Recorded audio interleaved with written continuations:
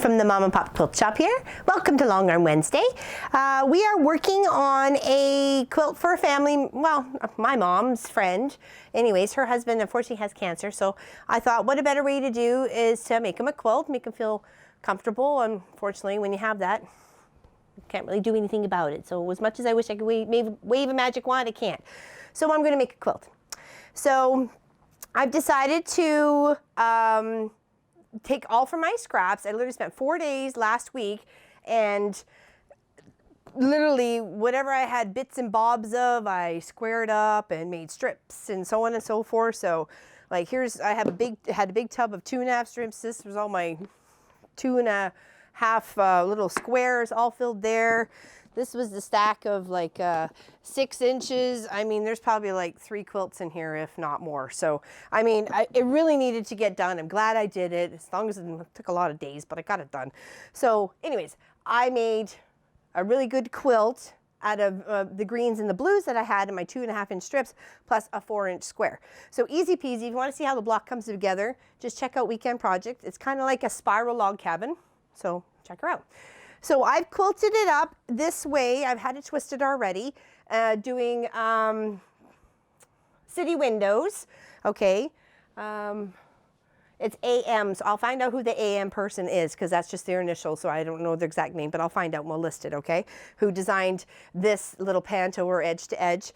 And I just set it out for each block squared. Each block ended up being about 13 inches when finished, and I just set it up for each row and did it that way, so to make it all nice and pretty. So, and then I chose a geometric tri-wedge border for the edges. So I've already done the top and the bottom.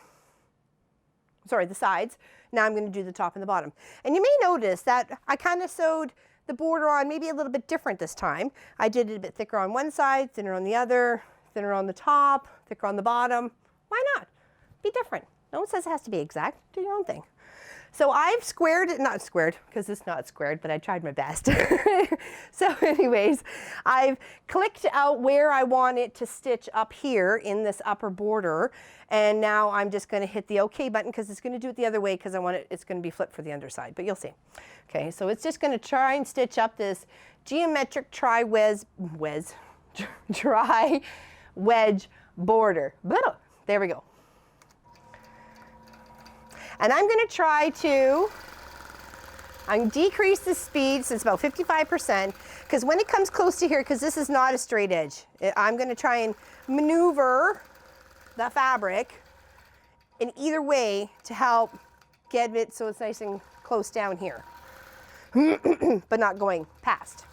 So, because clearly it's not straight, but I did my best.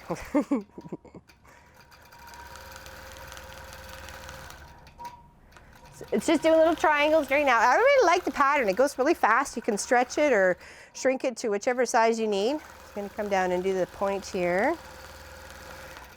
Ooh, that's good. That's perfect. Good, good, good. Not all of them are going to be that way. You just got to be patient and like speed it down.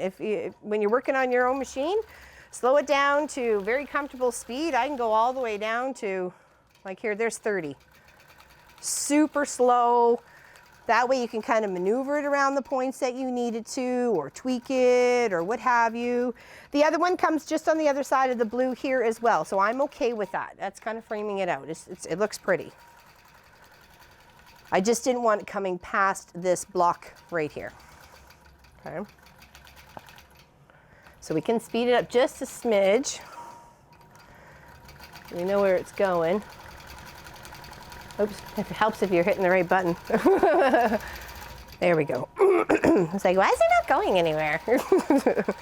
Speed up, Walt, come on!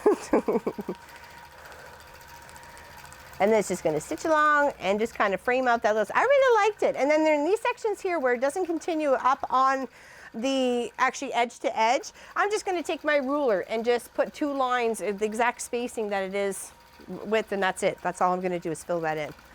Okay, so you can tell I'm obviously not square, but I did tweak the pattern just a smidge, so I didn't mind if it was stitching up there.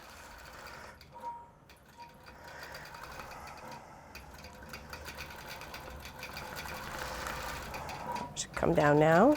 There we go.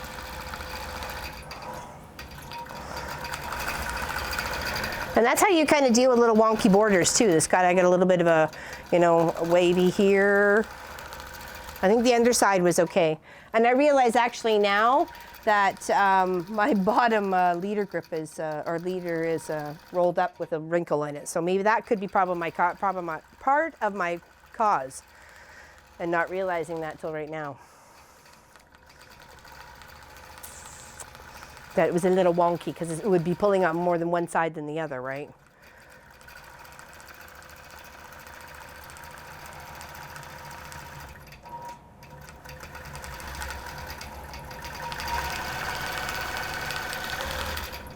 There we go. Speed that up a bit because I know it's just going to fill in here and do the line across the bottom. I was just more concerned that these pivot points here were going to come down into the block. And that I didn't want. And I just chose a medium gray thread. Easy peasy, so fine. Just to keep it all kind of neutral. I sewed it with neutral color thread, so only got one more little thing to do, and then we're going to roll it and do the other side.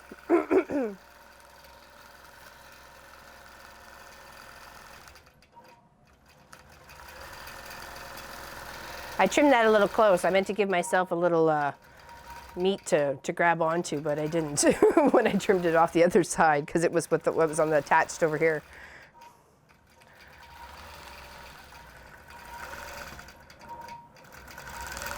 So I thank everybody for liking and subscribing. We really do appreciate it here at the Mom Pop Quilt Shop. I just want to get that in there. And we reached over 1,000 the other day, subscribers. So thank you to everybody because it couldn't be done without you guys. Ooh, that was a little close. So it's greatly appreciated. We love that you like what we're doing and having fun and sometimes learning what not to do. Because that's what life is all about. To do and what not to do.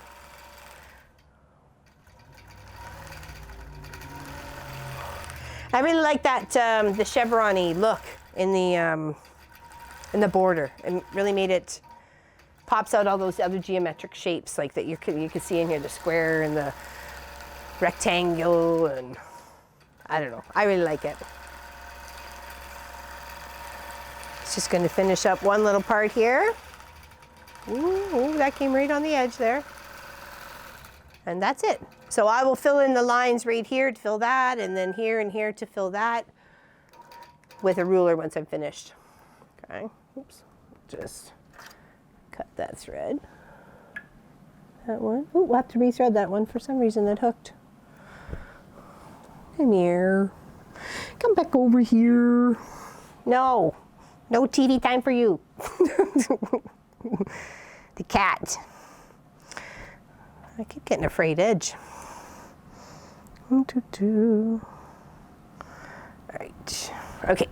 There you go. So now we click OK because it stitched our pattern.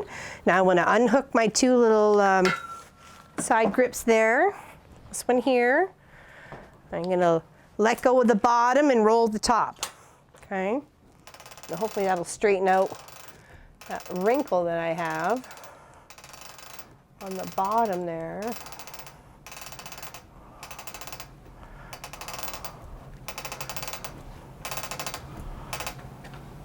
Okay, I just gotta roll it just a little bit more and see if I can straighten it out.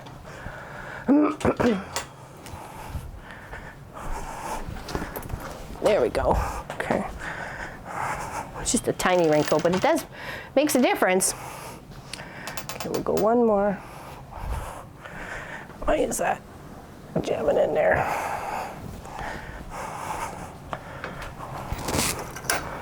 Let's try that again.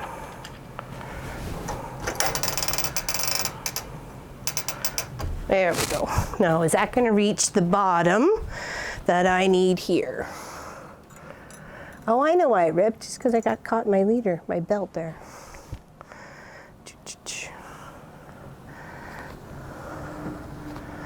Okay, is I can reach there? I should get one more crank. There, Okay, now put your little clamps back on. The clamps are just help to stabilize, right? You don't really want to pull in your fabric. It's just to help stabilize it, to keep it from shifting. That's why you put your base stitches in. Base stitch all the way around. Okay, so what we have to work in is this space right here. From here to here and here to here. And then, like I said, there's that where the pattern ended, I'm gonna have to fill in with my own little ruler thing, which is fine. Okay, so I wanna go back into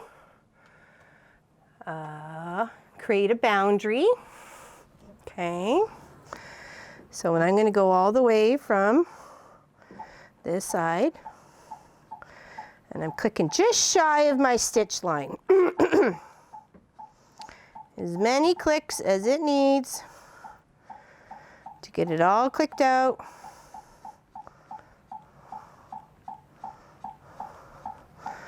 May have to unpick those ones because for some reason they're crossing over. We will figure out how it goes. And then even the bottom edge. I try to do it just where my base stitches are, if not just hold it all together. Okay. I'm gonna have to find a new home for that guy.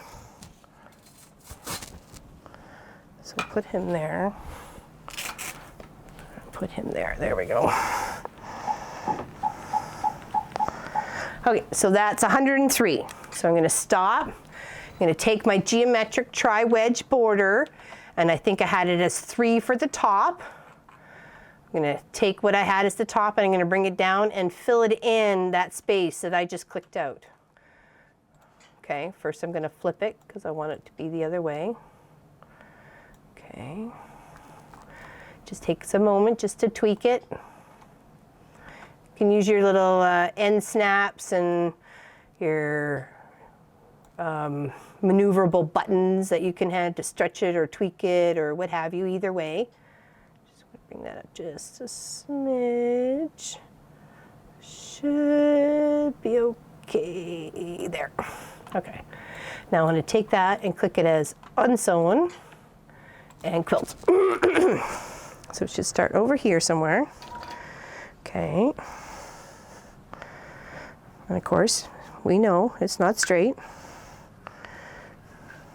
Okay, what's going on here? Might have a really extra long bobbin. Okay.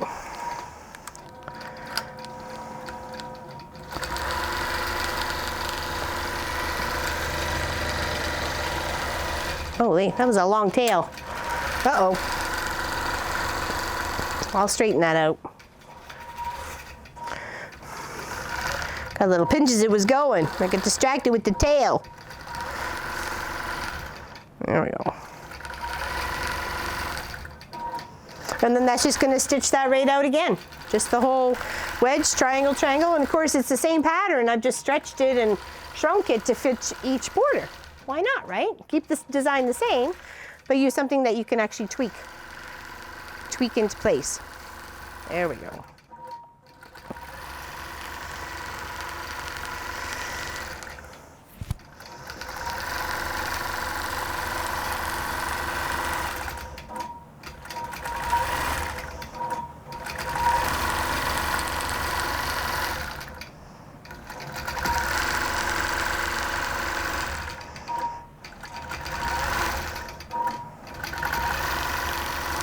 There we go. It'll be done in no time. Like literally, it's just 3 things to do and then it'll be done. And then a few more minutes of me filling in with some ruler work and that's it. So I chose a nice flannelette with green plaid maple leaf, as you can tell on for the backing here. So it'll be nice and soft to cuddle with.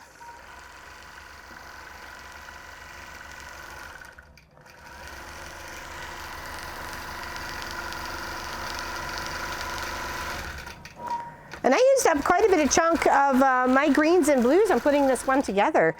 Obviously only 12 4-inch squares, but I could always do another quilt of just 4-inch squares. So I thought about doing that with the 6-inch ones. You saw how many I have. So doing maybe a variegated color effect from light to dark or something like that. I need a new one for my bed. Mine's about 15 years old and falling apart, so I'll make it for me. But the scraps will not go to waste.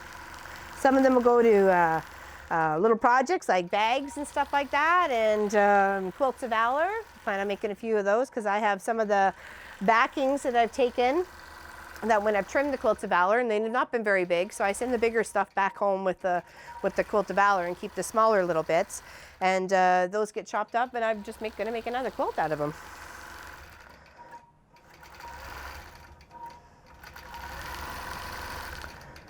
I donated to one of the little munchkins that I look after sometimes, and she's getting into sewing, so every day that she was here, she went home with like 2 or 3 grocery bags full of little scraps left over that I kept, because it was like for 4 days. I just kept chopping and purging and sorting out, and what am I going to use, what am I not going to use, what's going to go to this, what's, you know, is this big enough to go in the bin to keep as a color section, and you know, it's a hard task, but you got to do it sometimes. You just gotta. You really get to know what you have. You're like, oh, I really need yellow. I need to go shopping for yellow. Yellow and orange. And what was the other one that I noticed I didn't really have a lot of? Yellow, orange. I had more tans and creams than I ever thought of, so, which is good because it's a very neutral tone to go with quilts, whether it be male or female, so, or gender neutral.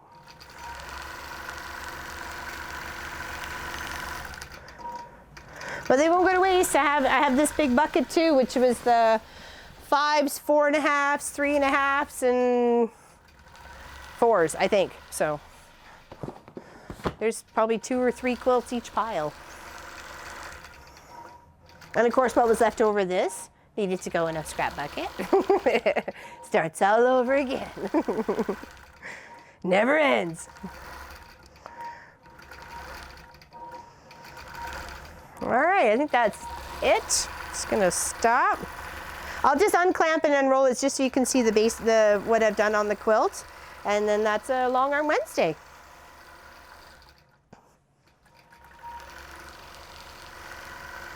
And I really appreciate you guys watching. Thank you very much. Because I don't want to take it off yet because I want to finish those up with the ruler work. So, but I will show you what it looks like. What it ended up being in the end, I think, was, oops, beating things up over there. I lost my tape measure. It was quite pretty anyways. It is quite pretty, and it's a good size. Because I'm not making it for his bed, I'm making it just for him, so. Okay, see, there you go. You can see a little bit of the different sizes on the borders and stuff like that. It just adds a different effect to it, I think. No one says they always have to be 4 inches and 4 inches and 6 inches and 6 inches. Do it your own thing. And then, of course, the bottom one here is bigger than the one at the top. So thank you very much for watching and subscribing. We really appreciate it. And big hugs to everybody. And see you next time. Don't forget to check out the other projects.